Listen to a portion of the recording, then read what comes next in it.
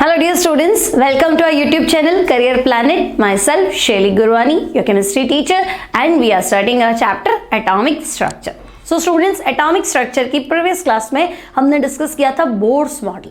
ठीक है, Bohr's model की पोस्टुलेट. आज हम बोर्स मॉडल की हेल्प से रेडियस ऑफ एटम कैलकुलेट करेंगे. ठीक है, तो बच्चों बोर्स मॉडल अगर हम एक बार रिवाइज कर लें तो हमने पढ़ा था Bohr's model is based on Planck's quantum theory. Clear? Bohr's model भी ये मानता है एनर्जी डिस्क्रीट यूनिट्स, है ना, पैकेट्स के फॉर्म में होती है जिन्हें क्वांटा या फोटोन कहते हैं, और एक फोटोन की एनर्जी होती है h nu. According to Bohr's model electron जो है वो पार्टिकल नेचर शो करता है. देन हमने क्या डिस्कस किया था, electron revolve around the nucleus in a circular stationary path जो है वो फिक्स्ड रहेगा, उसमें इलेक्ट्रॉन का एनर्जी भी क्या रहेगा, फिक्स्ड रहेगा. उस पाथ को हम कहते हैं, क्या कहते हैं, एनर्जी लेवल या ऑर्बिट या शेल. क्लियर? फिर शेल कौन से थे, तो हमने कहा था K, L, M, N, O और P. इसको हम स्मॉल n से डिनोट करते हैं और n की वैल्यू होती है 1 to infinity. फिर बच्चों हमने पढ़ा था कि जब न्यूक्लियस के चारों तरफ इलेक्ट्रॉन रिवॉल्व करता है तो दो फोर्स काम करते हैं.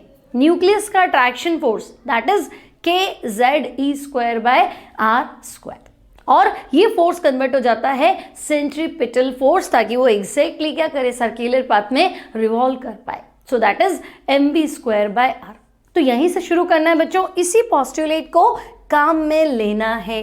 सो आज का हमारा टॉपिक है calculation of Bohr's atomic radius.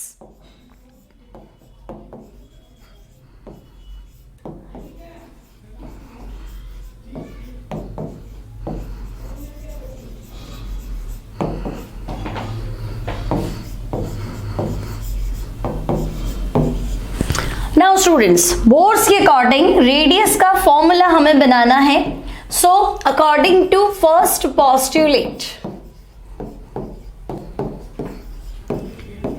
According to first postulate of Bohr's model, तो बोर्स मॉडल का बच्चों फर्स्ट पोस्टुलेट तो हमें याद है ना, क्या था, kZe²/r² इक्वल्स टू mv²/r. बस, तो यहीं से हम काम में ले लेते हैं बच्चों. तो फर्स्ट पोस्टुलेट है kZe²/r². This is nuclear attraction force equal to centripetal force mv²/r. ठीक है, अब बच्चों r कैंसिल कर देते हैं, तो मेरे पास फॉर्मूला सेट हो गया kZe²/r equals to mv². This is equation 1. अब बच्चों सेकेंड पोस्टुलेट है ना, according to second postulate of Bohr's,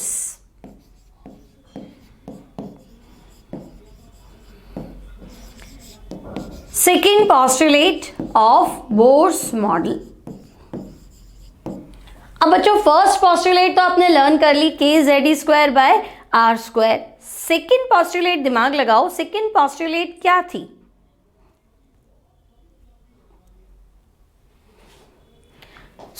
second postulate bore का है बच्चों, इलेक्ट्रॉन जो है वो उसी शेल में रिवॉल्व करेगा जहां उसका एंगुलर मोमेंटम यानी कि m × v × r है ना, एंगुलर मोमेंटम क्वांटाइज्ड होगा, मतलब फिक्स्ड वैल्यू होगी. कितनी होगी, तो हम कहेंगे mvr should be equal to nh/2π. तो सेकेंड पोस्टुलेट रख देते हैं बच्चों, according to Bohr's second postulate mvr equals to nh/2π. Okay, अब बच्चों v फाइंड कर लो, तो v जो है that is nh/2πmr. This is our equation 2. Clear? First postulate थी kZe²/r² इक्वल्स टू mv²/r, और सेकेंड थी mvr इक्वल्स टू nh/2π. तो बच्चों मैंने यहां से v फाइंड कर लिया. अब v का स्क्वायर करके इक्वेशन 1 में रख दो. ठीक है, v का स्क्वायर कर दो और इक्वेशन 1 में डाल दो. तो बच्चों from equation 1 and 2, from equation 1 and 2, तो ये हो गया kZe²/r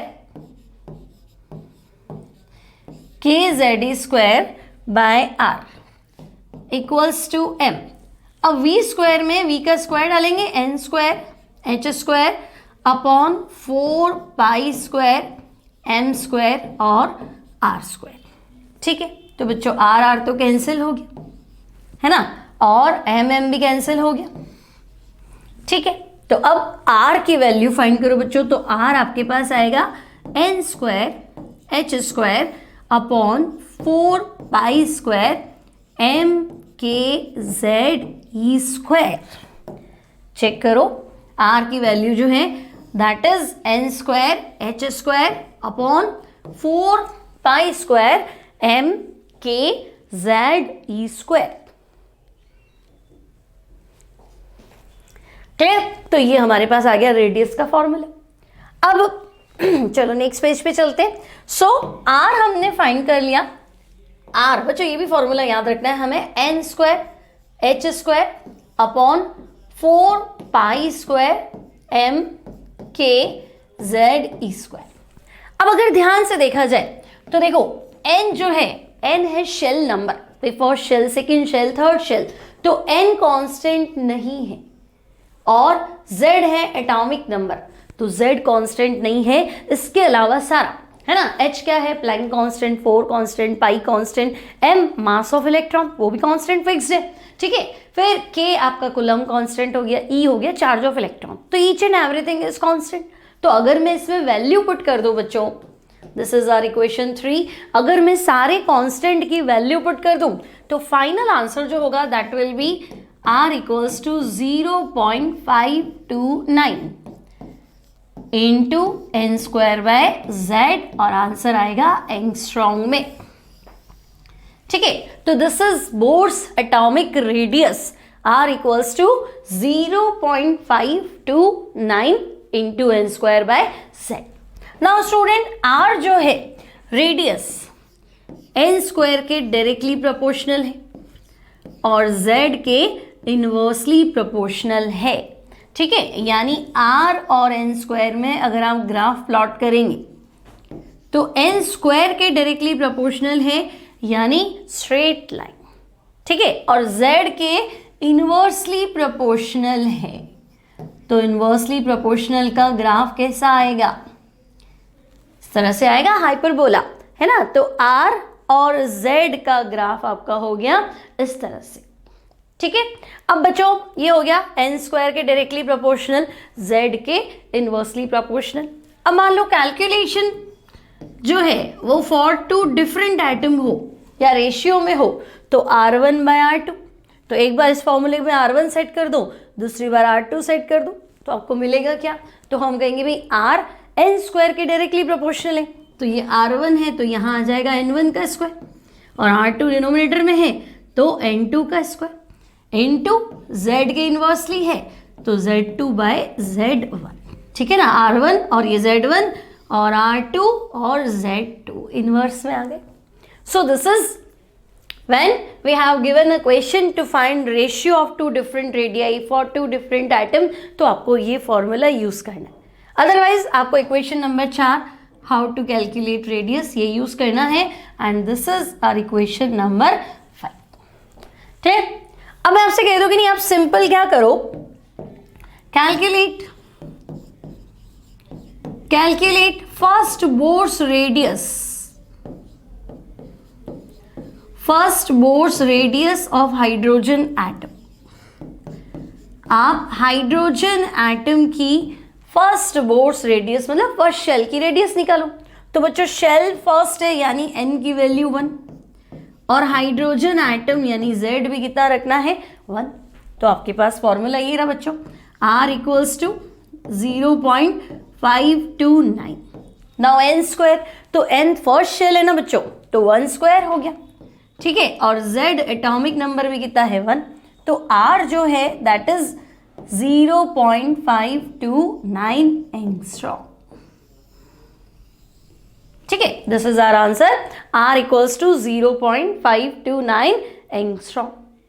क्लियर? तो रेडियस का फॉर्मूला कैसे डिराइव करना है और न्यूमेरिकल्स देख लेते हैं कुछ इस पे क्या है। So next problem, calculate R1 R2 R3 for helium plus ion. अब बच्चों हीलियम प्लस इसलिए लिखा है क्योंकि हीलियम में तो 2 इलेक्ट्रॉन होते हैं। बोर्स मॉडल जो है वो सिंगल इलेक्ट्रॉन कंटेनिंग स्पीशीज पे काम करता है, तो हीलियम मतलब 2 इलेक्ट्रॉन और हीलियम प्लस मतलब एक लूज हो गया तो 1 इलेक्ट्रॉन, तभी बोर्स का फॉर्मूला एप्लीकेबल है। नाउ आपको क्या करना है हीलियम के लिए, तो बच्चों रेशियो निकालना है। तो हीलियम तो कांस्टेंट हो गया, जेड हीलियम की वैल्यू कितनी हो गई, यहाँ पे 2 हो गई, और 3 बार 2 रखेंगे तो वैल्यू क्या हो गई यहाँ पे कांस्टेंट। अब आपको क्या देखना है R1 R2 R3 मतलब फर्स्ट शेल, सेकेंड शेल और थर्ड शेल। तो बच्चों R जो है वो n स्क्वायर के क्या है, डायरेक्टली प्रोपोर्शनल, तो R1 ratio R2 ratio R3, तो तीनों बार Z तो कैंसिल हो जाएगा है ना, तो यहाँ क्या आएगा, तो हम कहेंगे ये N1 का स्क्वायर N2 का स्क्वायर है ना, शॉर्ट में करना है तो इस तरह से कर सकते हो आप, N3 का स्क्वायर। नाउ N1 तो यानी कि फर्स्ट शेल, ठीक है, N2 मीन्स सेकेंड शेल और N3 मीन्स थर्ड शेल।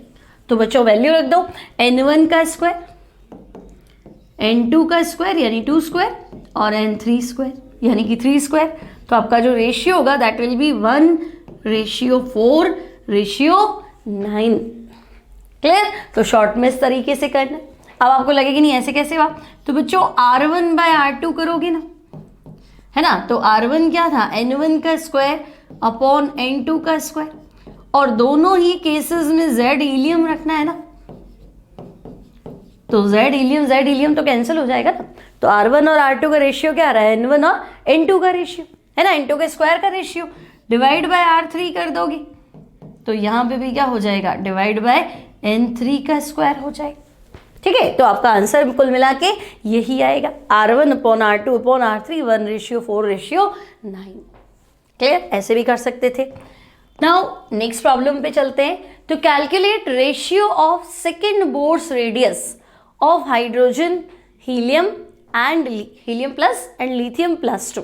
अब आपको समझ में आ गया, hydrogen single electron, helium plus, तो हीलियम में वैसे तो 2 इलेक्ट्रॉन होते हैं बट हीलियम प्लस मतलब इसने 1 इलेक्ट्रॉन लूज कर दिया। नाउ लिथियम प्लस 2, तो लिथियम में टोटल इलेक्ट्रॉन 3 होते हैं, 2 लूज हो गए, तो lithium plus 2।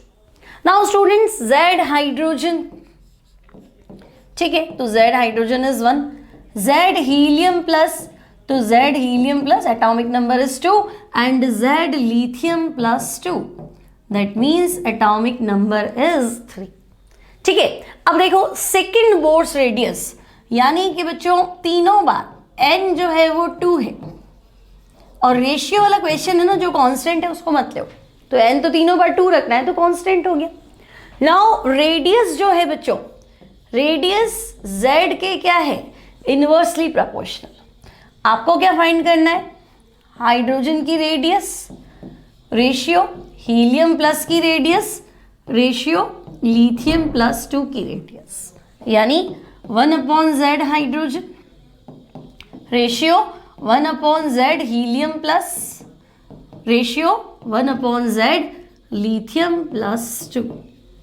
Now 1/z hydrogen बच्चों 1 हो गया, हीलियम का एटॉमिक नंबर 2 है, और लिथियम Z मतलब एटॉमिक नंबर, तो लिथियम का एटॉमिक नंबर 3 है, तो ये रेशियो आ गया।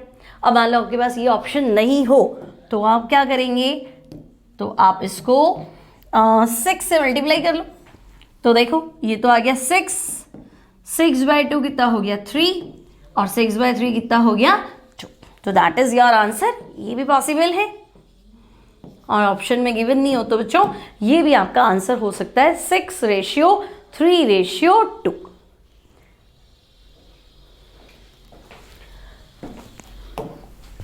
Now next question is calculate the distance between third and second Bohr's radii। ठीक है, अब इसमें हाइड्रोजन एटम नहीं है तो हम मान के चलेंगे भाई बोर्स मॉडल जो है वो हाइड्रोजन के लिए ही था, हाइड्रोजन एटम पे ही स्टडी करके दिया था। ठीक है, तो अगर नहीं है तो हाइड्रोजन एटम मान के चलो, अदरवाइज मैंने इसको कंप्लीट कर दिया। नाउ आपको क्या करना है, distance between third and second Bohr's orbit find करना। मतलब आपसे पूछा गया है कि R3 माइनस R2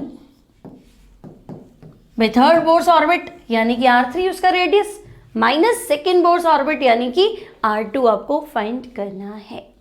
ठीक है, तो बच्चों R3 माइनस R2, तो R3 क्या था, तो हम कहेंगे 0.529 इंटू एन। रेडियस का फॉर्मूला क्या है, तो रेडियस का फॉर्मूला है 0.529 into n square by z. ठीक है, तो बच्चों 0.529 इंटू 3 स्क्वायर, और z कितना है, तो हाइड्रोजन एटम के लिए Z1 माइनस, तो माइनस हो गया 0.529 इंटू, तो हमारे पास हो गया 2 स्क्वायर डिवाइडेड बाय 1। अब 0.529 कॉमन ले लूँ, तो 0.529 और आपके पास हो गया 3 स्क्वायर मीन्स 9 और 2 square means 4। So your answer will be 0.529 multiply with 5। तो आपको क्या करना है, 0.529 को 9 माइनस 4 5 से मल्टीप्लाई करना है। तो बच्चों आप इसको मल्टीप्लाई करेंगे तो आपके पास फाइनल आंसर आ जाएगा R3 माइनस R2, और that should be equal to 2.645। ठीक है, और वैल्यू जो हमारा फॉर्मूला था ये था एंगस्ट्रॉम, है ना। आंसर जो आएगा that will be in angstrom, तो ये एंगस्ट्रॉम में हो जाएगा। तो आप इसको चेक कर लो।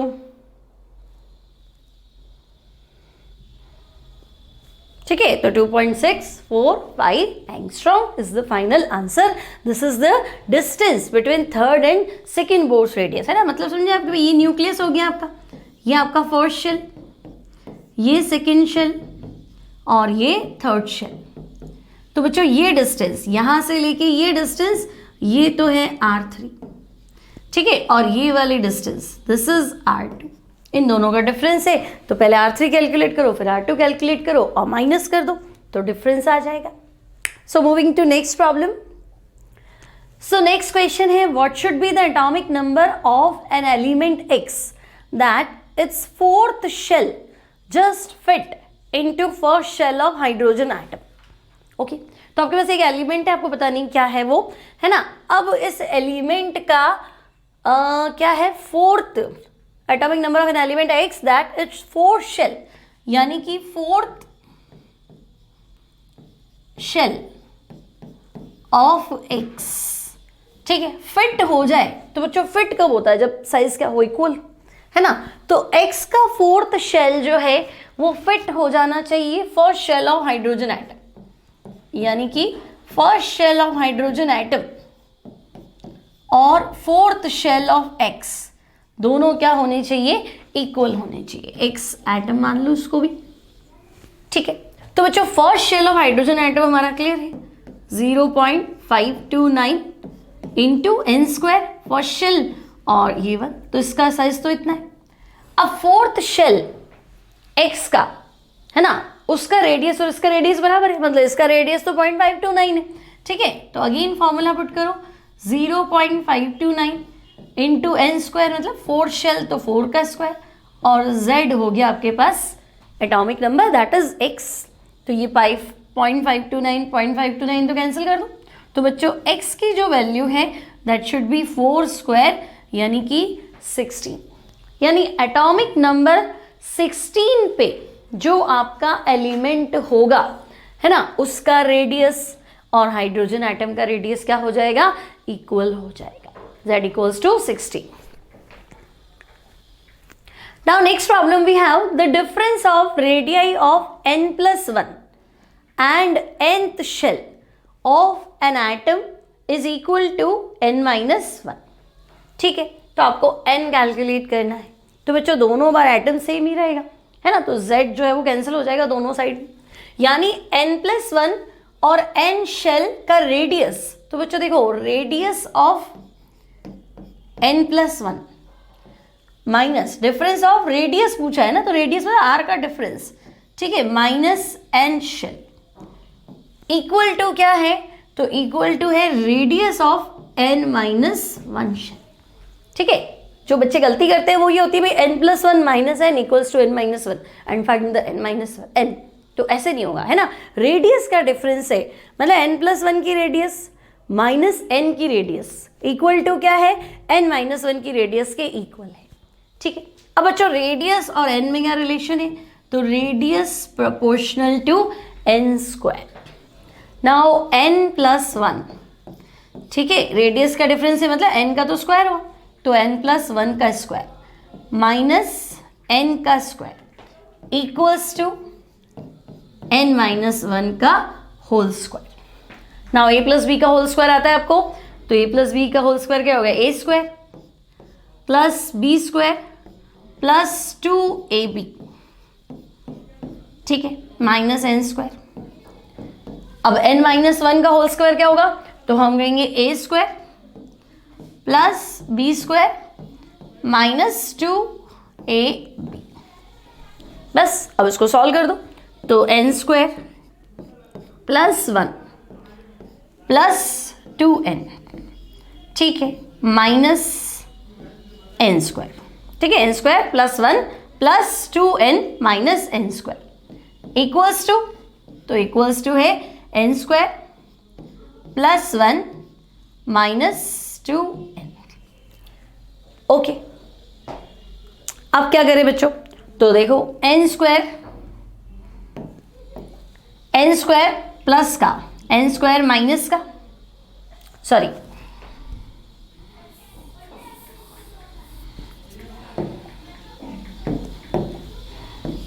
यहां पे भी n स्क्वायर है और यहां पे भी n स्क्वायर है। हाँ, अब देखो प्लस 1 दोनों का साइन सेम होगा तो कैंसिल हो जाएगा, ठीक है, तो ये प्लस 1 और इधर प्लस 1, तो हम कहेंगे चलो प्लस 1 लेफ्ट और राइट में कैंसिल हो जाएगा, तो इधर आएगा तो माइनस हो जाएगा। नाउ आपके पास क्या बचा, ये प्लस 2n उधर चला जाएगा तो माइनस n हो जाएगा।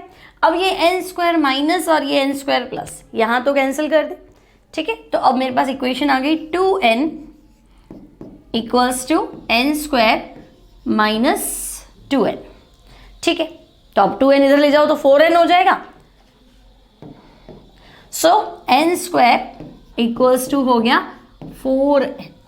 अब बच्चों n इक्वल्स टू कितना हो जाएगा, 4 हो जाएगा, है ना, n square equals to 4n, तो n इक्वल्स टू हो गया 4, यानी n का जो वैल्यू है दैट शुड बी क्या होना चाहिए, तो दैट शुड बी 4 होना चाहिए।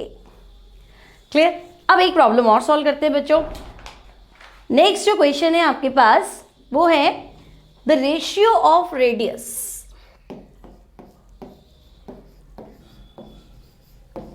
द रेशियो ऑफ रेडियस या radii for hydrogen atom is 1:4, ठीक है। रेडियस का जो रेशियो है बच्चों वो क्या है, 1:4, ठीक है। रेशियो ऑफ एनी 2 रेडियस लिख देती हूँ, ठीक है, कोई 2 रेडियस है, पता नहीं फर्स्ट सेकंड है थर्ड फोर्थ है ना, लेकिन उनका रेशियो ये है, ठीक है। Identify the shell, clear. आपको क्या कहना है, आइडेंटिफाई द शेल। अब शेल कैसे आइडेंटिफाई करने, तो देखो ऑप्शन लिख देती हूँ। मान लो आपके पास K एंड L शेल है क्या, ठीक है, L एंड M है क्या,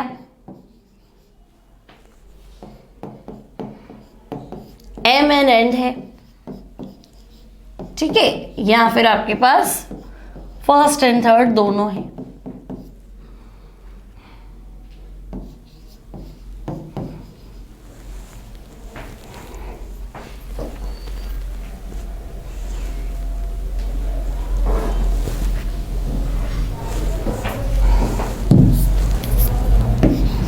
ये ठीक है। तो बच्चों देखो 2 रेडियस का जो रेशियो है, यानी कि मैं मान लो एक रेडियस 1 और एक रेडियस 2, ठीक है, 1 और 2 मतलब फर्स्ट सेकंड ऐसा जरूरी नहीं है, कोई भी 2 रेडियस का रेशियो क्या है, 1:4 है। अब शेल कौन सा है, तो बच्चों देखो K एलिमेंट की रिस्पेक्ट में आंसर देना है। So n equals to 1, n equals to 2, n equals to 3 and n equals to 4। यहाँ पे हमारे चारों शेल आ जाएंगे ना, K, L, M and N, ठीक है। अब अगर मैं K और L का रेशियो फाइंड करूं, RK और RL, तो बच्चों रेडियस जो है वो n स्क्वायर के क्या है, डायरेक्टली प्रोपोर्शनल है ना, और रेशियो है तो एटम का एटॉमिक नंबर कुछ भी हो, है ना, वो तो कैंसिल हो जाएगा, रेशियो है तो, ठीक है। तो देखो K का n वैल्यू है 1 और L का n वैल्यू है 2, तो हमारा आंसर तो आ रहा है कि हाँ भाई 1:4 होना चाहिए। ठीक है, अब L और N का फाइंड करूं बच्चों, तो RL एंड RN, तो RL रेडियस जो है L के लिए N का वैल्यू कितना है 2 स्क्वायर और N के लिए कितना है 4 स्क्वायर, तो ये हो गया 4/16 यानी कि अगेन 1:4। तो K एंड L भी ठीक है और L एंड N भी ठीक है, यानी आपका ऑप्शन जो है that is first and second both, है ना। फर्स्ट में भी आंसर आ रहा है K और L और L और N में भी आंसर आ रहा है, तो correct answer is option fourth, first and second both. तो बच्चों ये कुछ प्रॉब्लम्स थी बेस्ड ऑन एटॉमिक रेडियस। ठीक है, तो आज के लेक्चर में हमने डिस्कस किया how to calculate Bohr's atomic radius and some numerical problems based on Bohr's atomic radius. तो आई होप आपको लेक्चर अच्छे से समझ में आया होगा। ठीक है, तो मिलते हैं नेक्स्ट क्लास में how to calculate velocity of electron. तो मिलेंगे नेक्स्ट लेक्चर में, till then take care and good bye.